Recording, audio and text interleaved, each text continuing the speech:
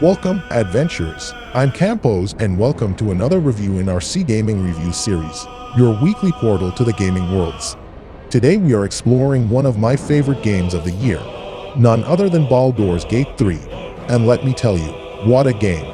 And as always, remember that this is my opinion, but I would love to hear yours. Feel free to comment below your thoughts. Let's begin.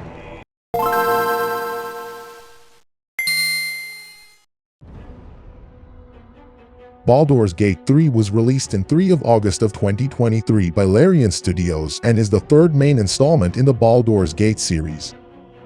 Based on the tabletop role-playing system of Dungeons & Dragons, in this case, taking place in the Forgotten Realms.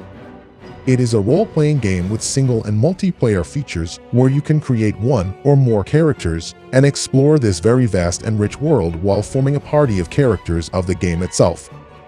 As mentioned, it is even possible to team up online in cooperative gameplay, so this game delivers a bunch.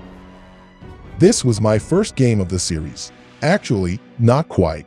I did try Baldur's Gate 2, Shadows of Ammon a few years ago, but I did not play it a lot, so I both don't remember it a lot and didn't enjoy it back then.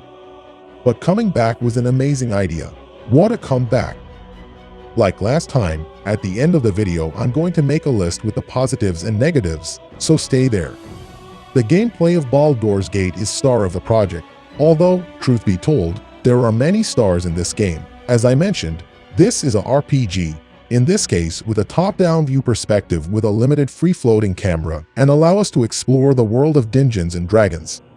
This game implements a flexible quest system allowing various approaches to resolving the quests. It is a game of freedom. The game allows us to eliminate almost any non-player character, regardless of their importance to the storyline, while continuing to advance through the game. There are questions, options, and choices, and everything has an impact on the game itself. Every single direction that we take is going to make impact on the game. So unless the player is going to save scam, it is going to be an impactful and rich game. In this case, I strongly suggest that you don't save scam. It makes the game a lot more interesting and to remind us that our decisions make impact in this world. In total, the game is divided in 3 acts, each taking place in a different region of the world, but in these acts, this is truly an open-world game, allowing us to complete quests in almost any sequence. Unlike other games in this series, Baldur's Gate 3 has a turn-based combat. Most mechanics and spells are taken directly from the tabletop version of Dungeons & Dragons, with a few modifications and adaptations to a video game. There are in total 12 different classes, being further subdivided in 46, each focusing on different aspects of the combat system. It is even possible to select more than one class per character, multi-classing. There are in total 10 companion characters available to players to party with, each one with a personal story and a narrative that we can explore. We can develop relationships with these companions based on the plot and the dialogue choices. Every single character, and I mean every single one, has a fully voice act and motion capture, so hands down to that. There are more than 55 hours of gameplay in the main story alone, so there are lots of hours of good and fulfilling gameplay. With these things in mind, and giving a rating to this part of the game, I cannot award less than a perfect 10 out of 10. In terms of story, again, it's extremely difficult to talk about this topic without giving spoilers, but I'm going to try my best. Since the very first cutscene, we understand the premise of the game. We were implanted with an illithid tadpole, a parasite that enthralls and transforms people into illithids. But, because script, the transformation did not occur. So, is then our job, alongside with our companions, to take care of this situation while looking far and wide for solutions. This story delivers a sense of urgency and, again, we are rewarded with a game with an unlimited number of choices, every single one of them impactful. It's a well-written story, with logic and that allow us to immerse even more in this universe. So, story gets awarded with also a 10 out of 10. There is not a lot to add to this. It has impact and it feels different.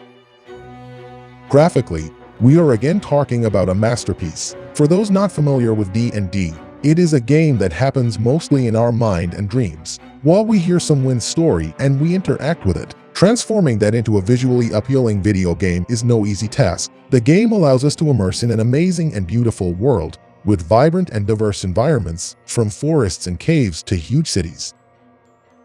There is an awesome attention to detail, and the game feels alive with us. Despite being a game with very interesting graphics, even my computer managed to play it smoothly, even if not in the highest resolutions, so yours should also do the trick. The only downside about the graphics and the visual effects of this game is that there are some cosmetic and visual glitches, especially in cutscenes. And that is the only reason I'm going to give this game a rating of 9 out of 10 in terms of graphics. I get that huge games like this one have some bugs, but in the cutscenes themselves, seems a shame. The OST and sound effects of this game is another excellent part of this title. I might actually stop talking about the OST of the games, truly. Every single one has amazing effects and beautiful music that complement the game to its core, and this one is no exception. And to remember that the developers made a specific voice for every single character is going to be an obvious 10 out of 10. There is a huge variety of musics to combine with the gaming moment, and everything feels connected. Nicely done. Replay value: 100 plus hours, 46 different classes, an infinite amount of choices. 10 out of 10. Next. Talking about the legacy of Baldur's Gate 3 is interesting. This time seems like to be the other way around of what normally happens. Usually we have a game that creates and allows a franchise to grow.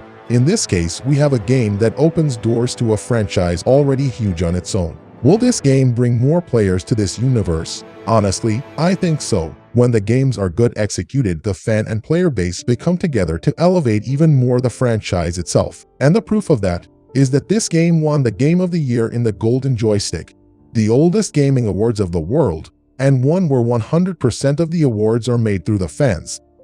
So legacy, I cannot give less than a 10 out of 10. In these, not yet 5 months since the release date, this title achieved already so much. It is going to make its mark on the gaming industry. 100%.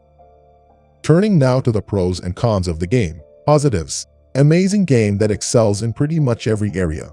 Great adaptation of the Dungeons and Dragons tabletop. Spell variety. Huge character customization. Almost every decision is parsable, and almost every decision has impact in the game.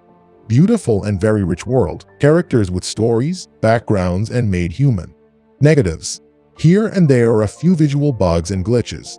No information whatsoever regarding classes and builds, making pretty hard, but also interesting for new players.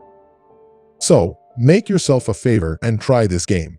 The turn-based combat could be a bit odd in the beginning, but even me could get that around, and I'm more used to action RPGs and other games of the sort. Put in only a few words, this game is very fun, interesting, and gives us a world where our choices do matter. And this concludes my review of Baldur's Gate 3. Feel free to like, comment your thoughts and games you want to be reviewed.